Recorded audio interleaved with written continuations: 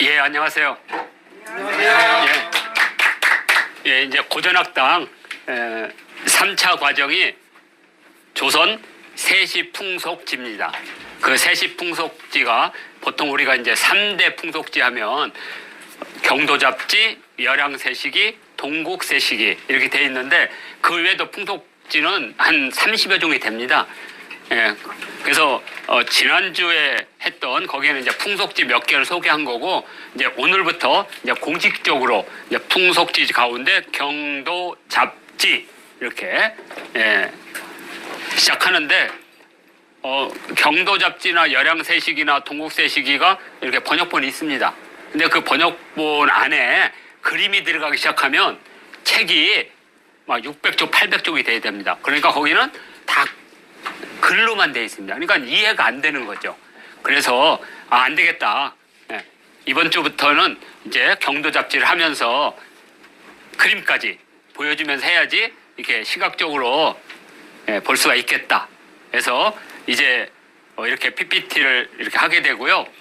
강의 교재와 이 PPT를 같이 보게 되면 강의 교재는 이제 번역까지 실어놨고 그다음에 어려운 한자에 대한 주석도 이렇게 해놨고 그리고 이제 PPT를 보면서 한자에 대한 공부도 이렇게 하도록 하겠습니다.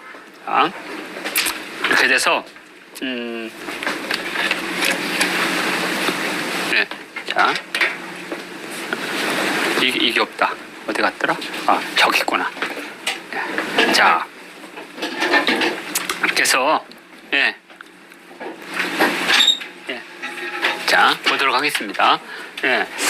제 30대 정말 팔팔할 때 광개토 태양비에 가서 찍은 사진입니다. 학구적 열기가 있었고요.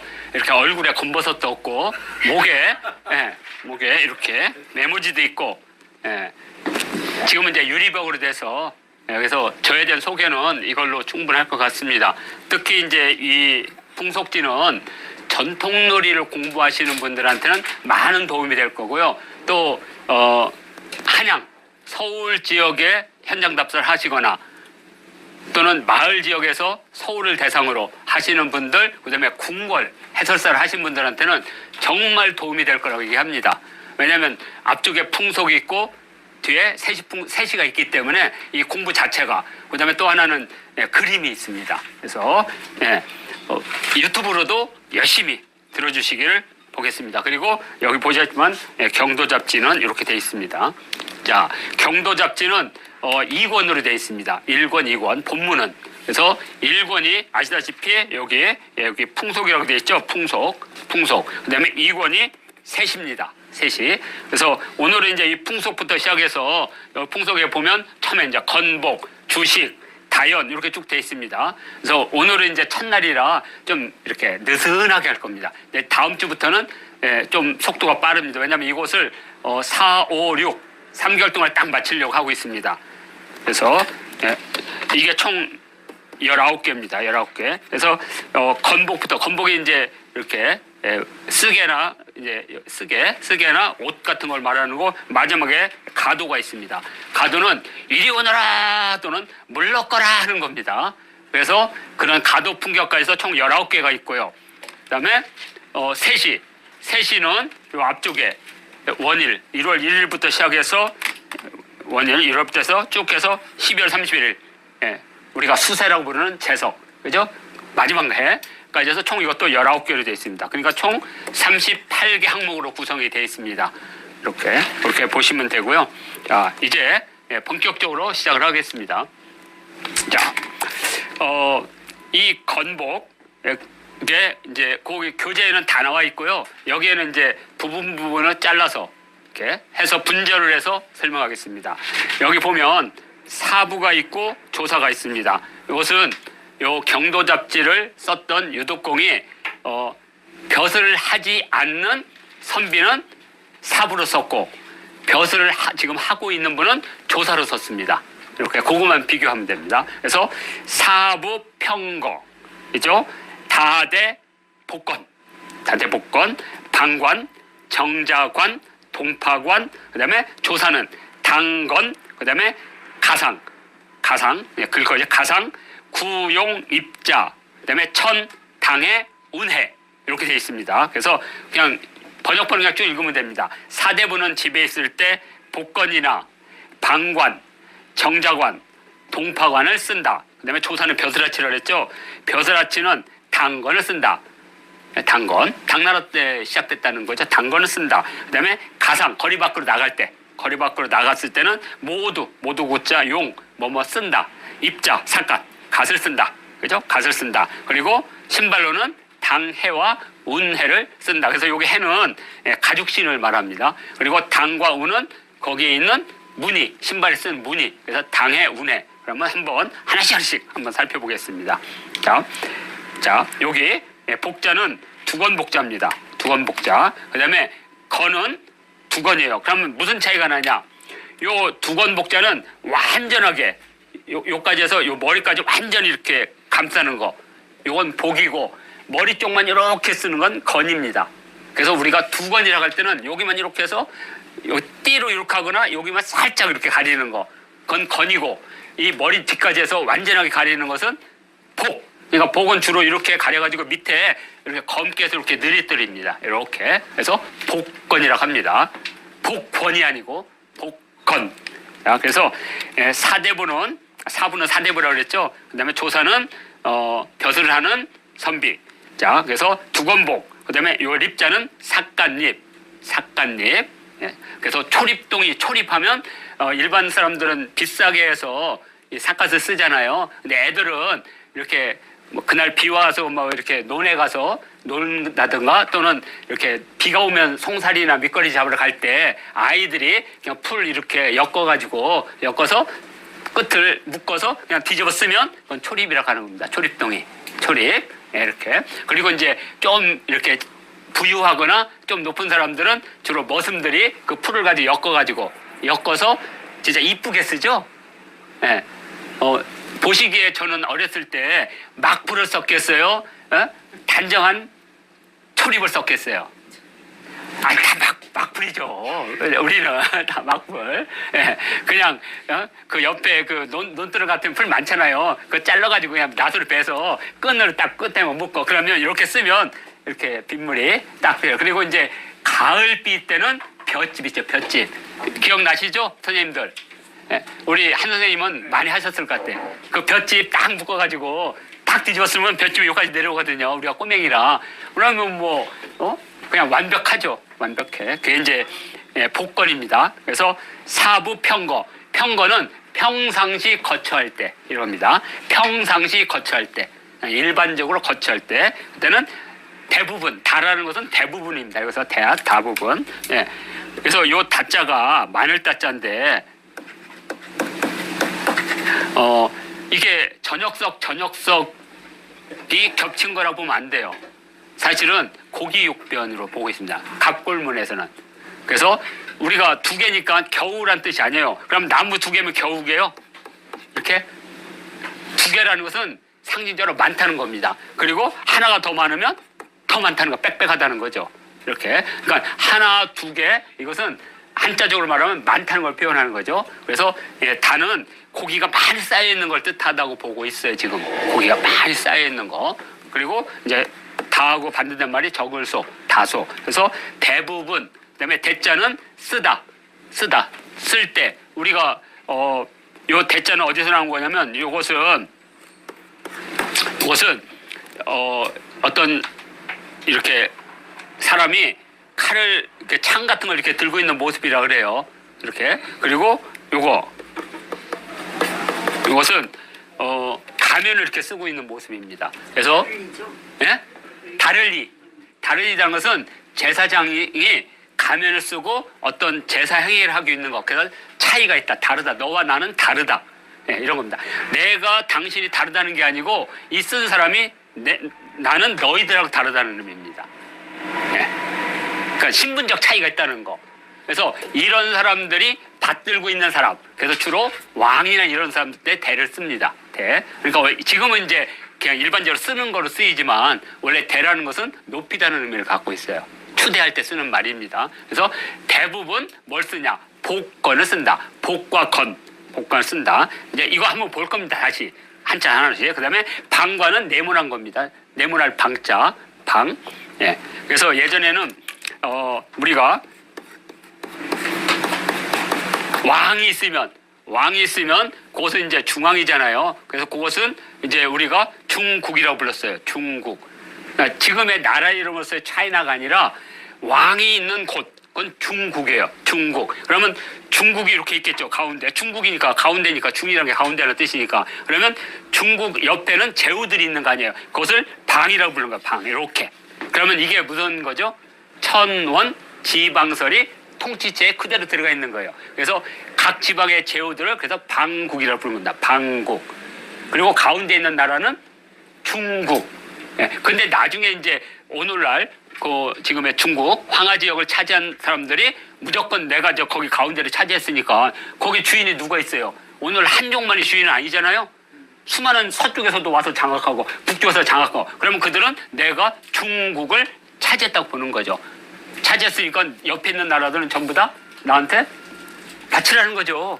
그래서 중국이 점점 굳어지다 보니까 1911년에 신해혁명이 일어난 후에 그들이 이제 그쪽을 다 장악해서 중국, 중화민국을 만들어서 이제 중국이 공식적인 국명이 된 거죠. 그 전에는 천하의 중심이라는 뜻이 더 강했던 거죠. 자, 그래서 여기 보면 복건, 방관, 정자관, 정자관도 이제 우리가 이제 그 어디야 문묘에 가면 그 시편 있죠. 그 아주 육현 송나라 육현 그 육현 중에 정의 정호 있죠. 그 사람을 정자라고 부르잖아요. 높여서 그 사람이 썼던 관. 그다음에 소동파 소식이 썼던 관은 동파관. 그다음에 조사 당시 선비들은 그 벼슬아치들은 당나라부터 유행했던 당건 주로 당태종이 썼어요. 이걸. 그래서 그때부터는 나를 따르는 사람들은 이거 써도 좋다 하니까 그때부터 벼슬아치들이 되게 높은 신분을 가진 사람들은 당건을 썼어요. 당건. 그 다음에 가상, 구용, 입자 아까 했던 거죠. 삿갓을 쓰고 그 다음에 당에 운해를 입는다. 그러면 이제 요거 하나씩 보면 되겠죠. 자, 그래서 여기 천자는 뚫을 천, 그죠? 예, 그래서 적수천석이란 말이 있습니다. 적수, 물방울은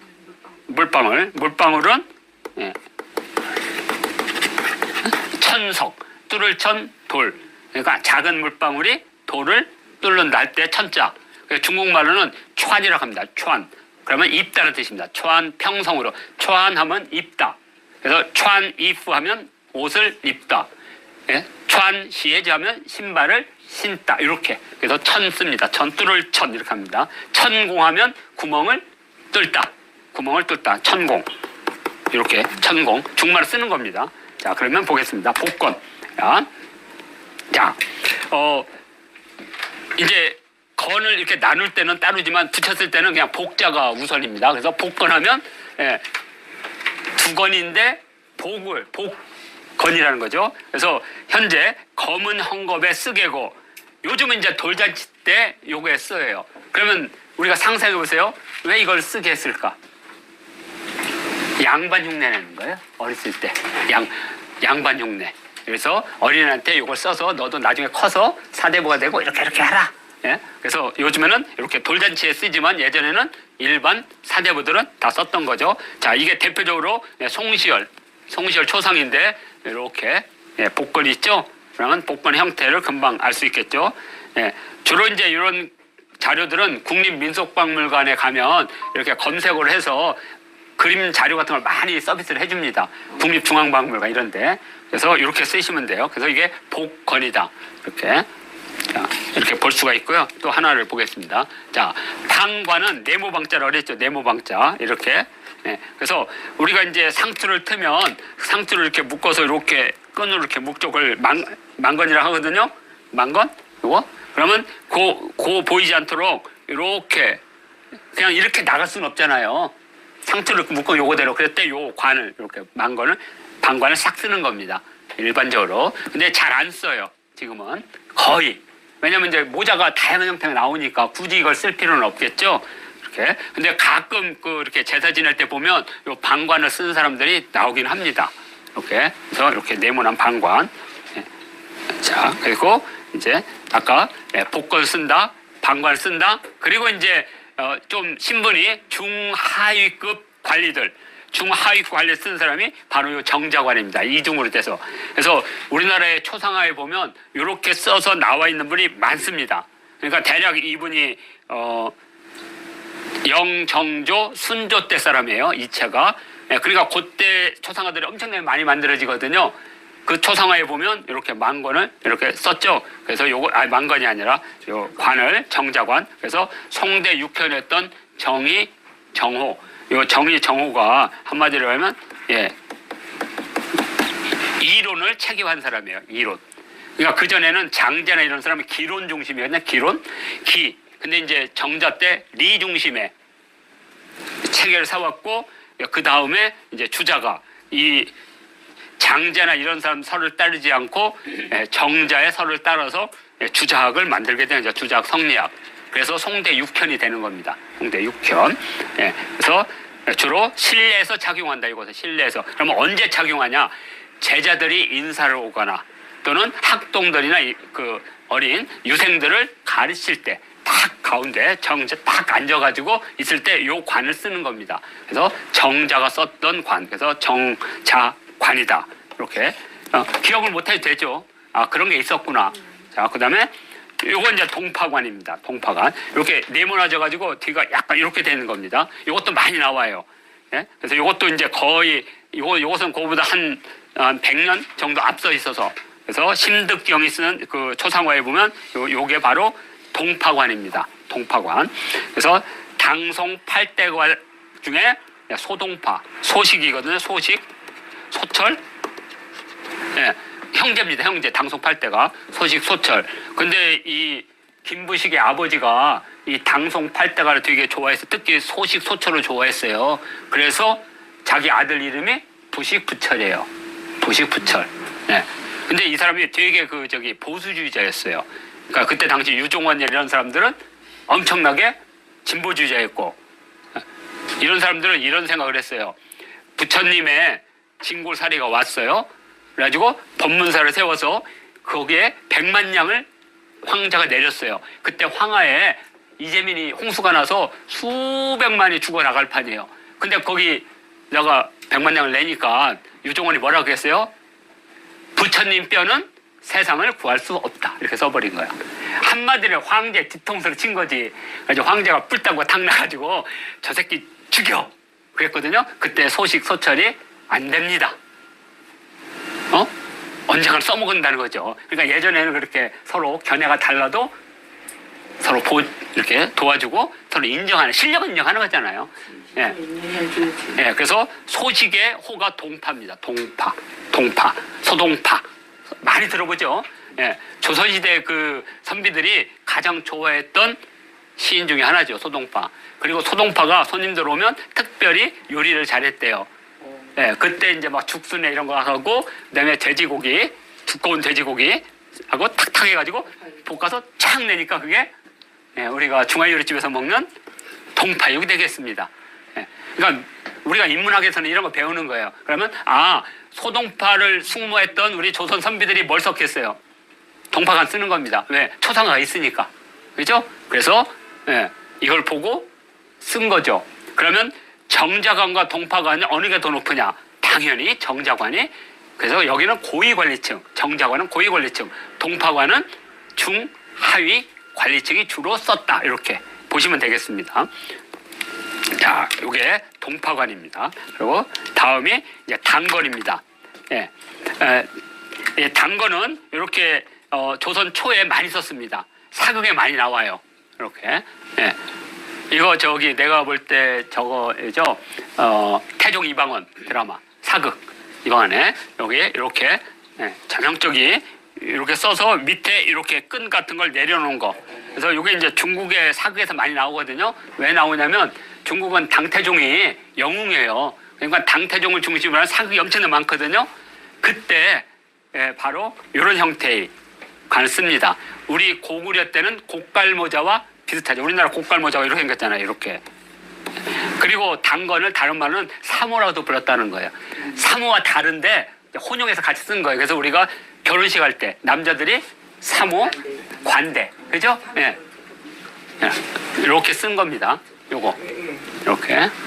이것은 이제 약간의 그 안쪽이 투명하게, 그러니까 이건 좀 더 고급이고, 이건 비단으로 만든 거고, 이건 면으로 만든 거죠. 조금 낮은 거. 그러니까 비단으로 만든 거 백나나 청나나 뭐 이거 하면 안에가 보여요. 워낙 좋아서 이건 이제 아주 신분이 아주 높고 돈이 많은 사람들이 썼겠죠. 이것은 그냥 면이니까 면에다가 검은색 이렇게 해서 염색을 해서 이렇게 해서 아무튼 이게 당건이다. 그러니까 당나라 때부터 왕이 썼어요.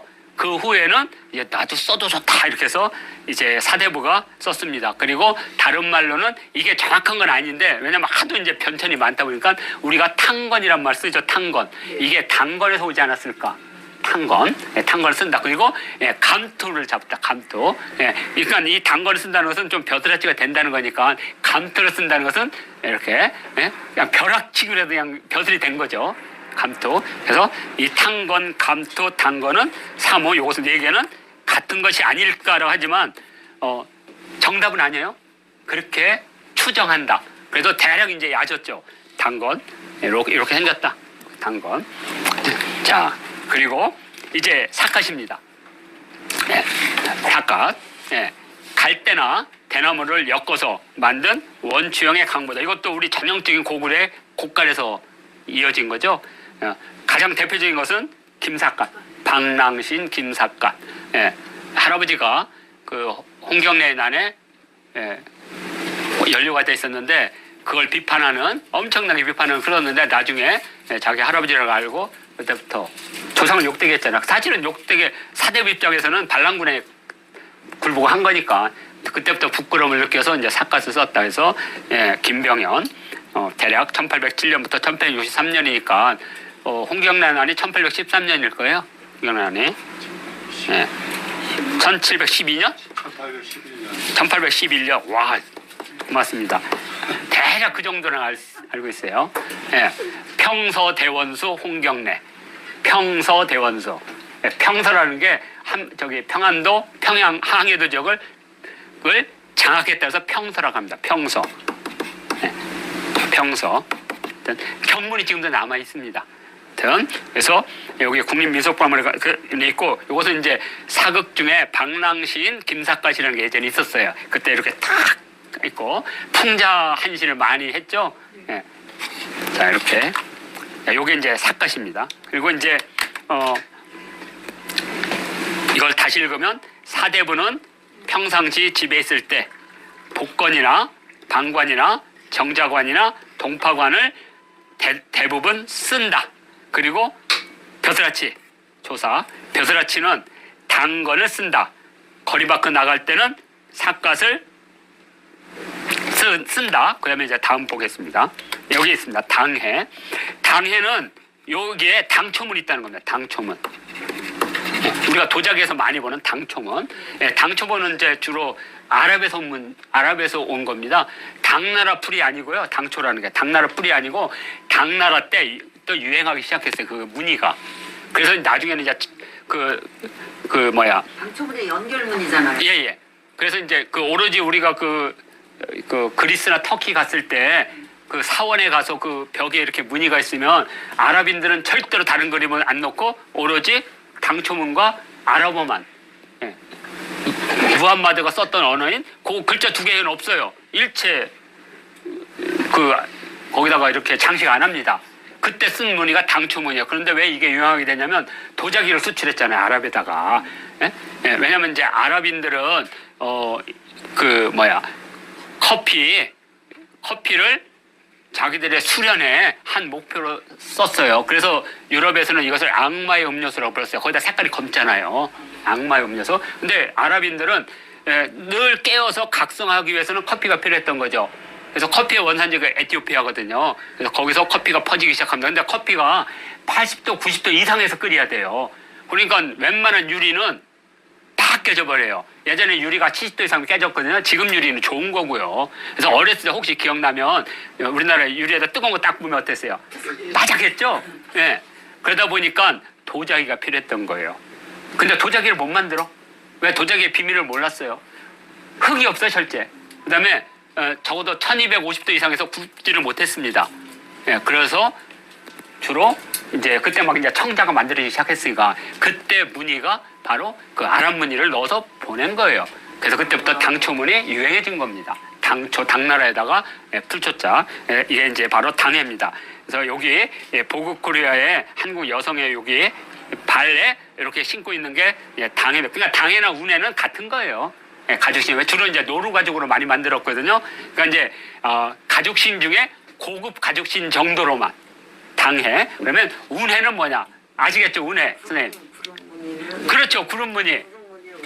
예. 당해. 그렇죠. 당초 무늬 있는 것은 당해. 구름 무늬가 있는 것은 운해. 이렇게. 그래서 여기 이렇게 구름 무늬가 있죠. 이렇게. 예. 자, 그래서 신코와 뒤축에 구름 장식이 있는 구름 무늬가 있는 조선시대 신이다. 그리고 온해라고 불렀다. 이걸 신으면 따뜻하니까 따뜻한 거죠. 온해. 그렇지만 제 손에는 발음이 비슷해서 그럴 것 같아요. 그래서 구름 무늬가 있으면 운해 이 정도로만. 당초 무늬 있으면 당해. 그래서 벼슬아치나 선비들은 그래도 품위가 있으니까 집신을 씻지 않고 주로 당해나 운해를 썼고 나중에는 여성들도 일반화되면서 왜냐면 여성들은 주로 바깥에 나가지 않았는데 이제 여성들도 조선 후기가 되면 나들이가 많아지거든요. 그때 이제 그냥 나가면 안 되니까 장옷에 뒤집어 쓰죠.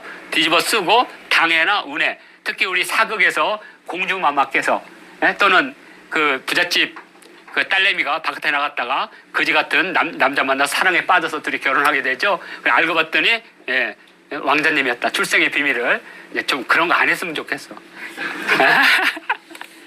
하여튼 이렇게 해서 당해와 운해 정도가 충분히 이렇게 됐을 것 같습니다. 자 이렇게 해서 다음에 이제 유복 도포. 그러니까 유는 이제 유생입니다. 우리가 보통 할 때 유가가 있고요, 유도가 있고 유교가 있고 유생이 있거든요. 이거 다 다른 거거든요. 유가는 집단이라고 말한다. 집단. 근데 이제 유도 이렇게 되면 이것은 이제 학문을 뜻합니다. 학문, 유학이라고도 부릅니다. 학문.